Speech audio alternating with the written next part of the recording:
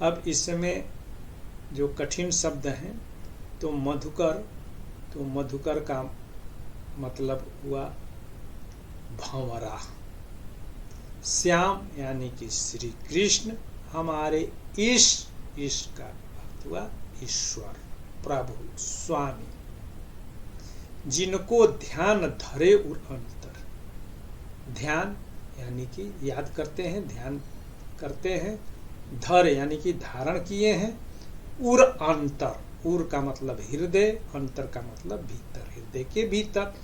आ नहीं नए, आ नहीं यानी कि अन्य, दूसरा, नए यानी कि नत यानी कि झुकेगा, नहीं, उन बिन शीश, उन यानी कि उनके बिना शीश यानी कि सिर। जोगिन जाय, जोगिन यानी कि जोगिनियां जो योग साधना करती हैं, जाय यानी कि जाओ, जोग उपदेशो, योग का उपदेश दो, उपदेशो यानी कि उनको उपदेशित करो, सीख दो, दीक्षित करो। जिनके मन 10-20, जिनके 10-20 मन है। एक मन, एकैवह मूर्ति, यहाँ एक ही मन है, एकैवह मूर्ति, और एक ही मूर्ति है और उसकी है, यानी कि श्री कृष्ण की। नित बितवत, नित्य प्रति दिन, बितवत यानी कि बिताती हैं, दिन 30, 30 दिन यानी कि महीने।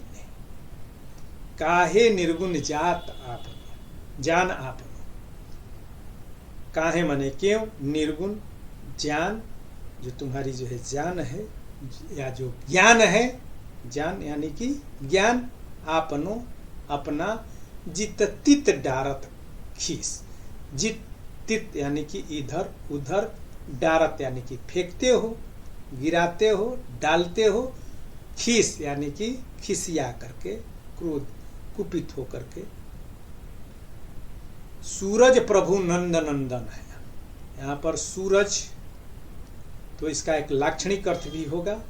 सूरज यानी कि एक तो अर्थ जो है सूरदास के लिए हुआ है, सूरदास जी कहते हैं, और दूसरा सूरज यानी कि उद्धव संदेश जो है जो का लाए हैं कि यह संसार क्या है, माया चक्र है, और इस माया चक्र में तुम सब जो है भटक रही हो, इससे मुक्ति के लिए उस ईश्वर निर्गुण परम ब्रह्म की जो है आराधना